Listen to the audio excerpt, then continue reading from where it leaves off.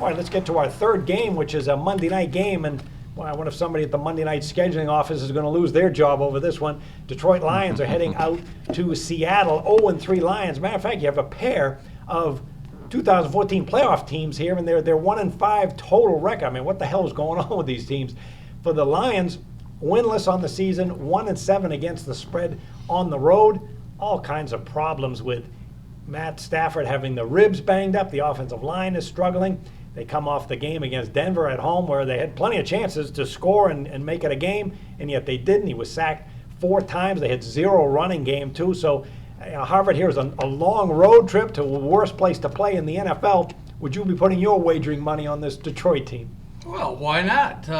And by the way, they didn't have 0 yards. They had 1.5 yards per carry versus Denver. I want to make sure everybody knows that we do stand corrected. And if that's not as bad, they bring a bad offensive line to the table. Matt Stafford, 5 touchdowns, 5 interceptions. I mean, you know, what I can't understand is Stafford, Calvin Johnson, and Golden Tate. When are we going to be able to take them off paper where they look great and actually have them perform on the field the way I think they should be? I mean, Calvin Johnson for the whole year, he's underperforming, 199 yards in 3 games. Let me tell you something. I go 199 yards to go from valet parking to the poker game. It's unbelievable that that's all this guy's had. Tate's out. Add Bulla. We could add 23 yards of rushing last week for him. So, I mean, I just can't figure this Detroit team out. But one thing I can figure out is you got to follow the money. Well, I'm going to tell you right now, everybody and their little brother is going to be betting Seattle. The books know it. I know it. You know it. So where do we start? A huge inflated line. But what does Seattle bring? I mean, they're not exactly lighting up the board like they were a couple years ago. They're struggling. Lynch is hurting. You got to, again, we're taping on Tuesday, so later in the week you got to check his hamstring. They're still adjusting to a new starting center. And I tell you, a starting center is not about just hiking the ball to Russell Wilson. He's the one calling the plays on the line for all the linemen, where their blocking is and where their schemes are and where they're pulling and things like that. And when you got a new center to adjust to, that affects everybody.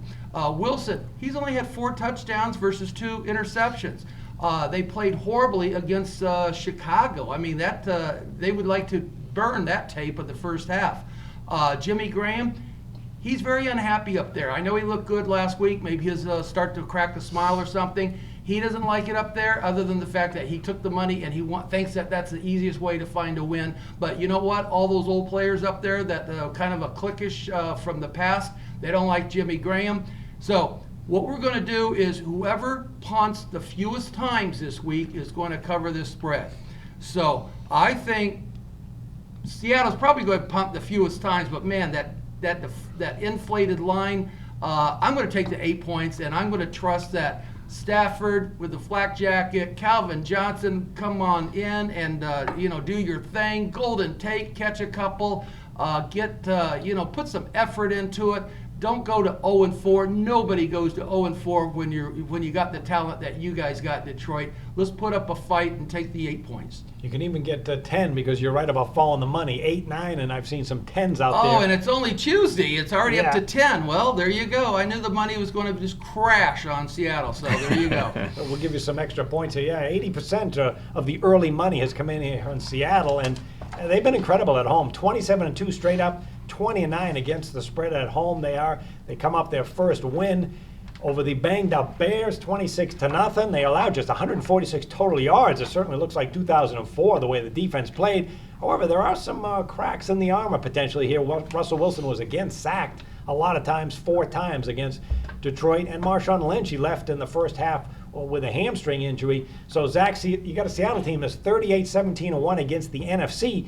But really, is this the same Seattle team that we've seen much of the last 3 years? No, not at all. And this is probably, this is our 3rd week taping here. It's probably my strongest sentiment on agreeing with Hollis on play, with this Detroit Lions play, plus 10 points. I'm just seeing clear overreaction.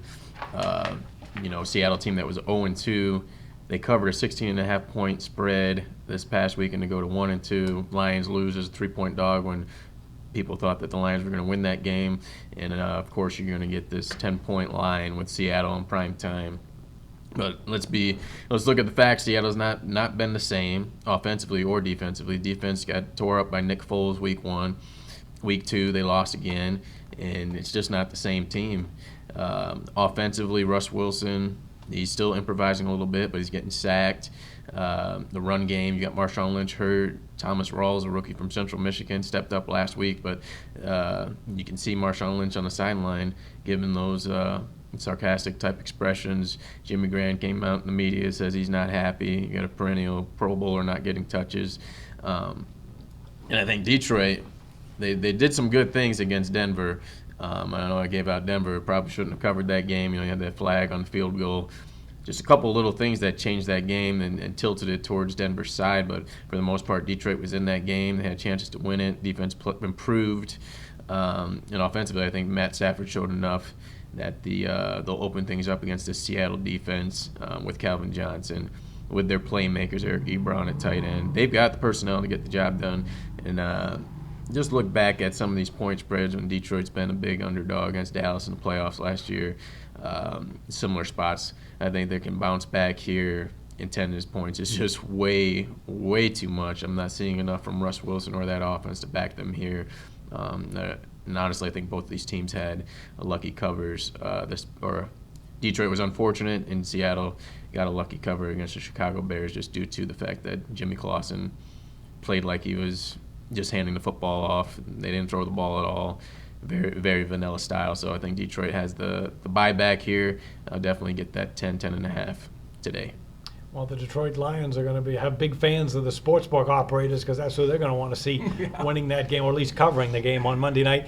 When Seattle plays on Monday Night Football, they're 4-0 under the total, and that's why I'm going to look at this game because Detroit, we talked about it last week, playing that conservative style to protect Matt Stafford's ribs, plus a below-average offensive line. They're not going to change that strategy. They're on a 17-6 run under the total. It's going to be very difficult for them to score. On the other hand, Seattle, I don't like this offensive line at all. I think this is bad line, and I wouldn't be surprised to see a defensive game because this Detroit defensive line can't play good. Maybe a 16-13 kind of game or a 13-10, which would bore the heck out of the TV viewers, but it would delight the sportsbook directors if they could win. So I'll take this Monday night game under the total.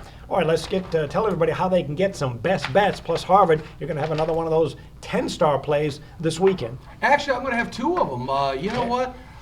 Remember, the streak's over. Okay, fine. I went 8-2 out of the last 10 games, but if you weren't on it, no big deal. We're starting another one. We're at 0-0, and to get you started off at 2-0, just go to jimfeist.com. I should have these up. All my stuff is coming in. Should be up there by Thursday. Yeah, let's get it up by Thursday afternoon, maybe Friday, but Thursday afternoon, I believe I'll have everything done. I looked at the games all last night, but there's still a lot of information coming in, especially on injuries and weather is starting to take a place in certain areas, but I should have it. So you're going to get one on Saturday, one on Sunday. You're going to have a college and pro weekend, 2 10 stars for the price of one, just to make it up to you. I hate losing, but I do take responsibility. So the streak is 0-0. Should be, by the time we tape next week, 2-0. All right, and you can get Harvard's free best bet by going to jimfeist.com and clicking on Harvard. That is up there, available now. And if you want to get Zach's play, Zach is part of a handicapper 3-pack that is now 20-7 since the start of last season. And Zach, the one you contributed Saturday was Utah. My goodness, how did you pick that upset of the century? It is Pac-12. I mean, we live out here. I lived in Arizona before. Now we're here in Vegas. Obviously, Pac-12 is a conference that I feel I'm really comfortable with. I like the night games. I think teams play better at night than the early slate, midday slate in college football. They're more consistent. And that Utah team just had the senior leadership. They should have won that game last year against Oregon. They should have been up 14-0 before that wide receiver dropped the football at the goal line, changed the game completely. And they're just not the same Oregon team. You're seeing it happen in college football. Alabama's not the same. They're an underdog for the first time in 72 games this week or something like that against Georgia. So the college football power ranks is just completely flip-flopped. And you got to take advantage of those type of spreads. And those back-to-back underdog outright winners in that 3-pack with Utah this past week and the prior week Stanford over USC. So I'll probably stick to the Pac-12 again for that 3-pack. 60% this year to start the season in college football, 58% in the NFL. Trying to get back in the 60% range of the NFL this weekend and keep things steady in college football. But handicapper 3-pack, and all picks on jimfeist.com.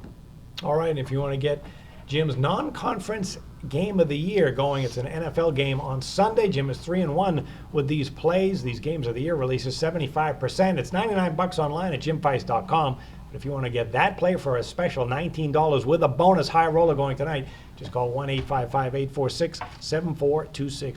All right, that'll do it for the NFL version of ProLine for Week 4. Good luck with the games, everyone, and we'll see you next week with another edition.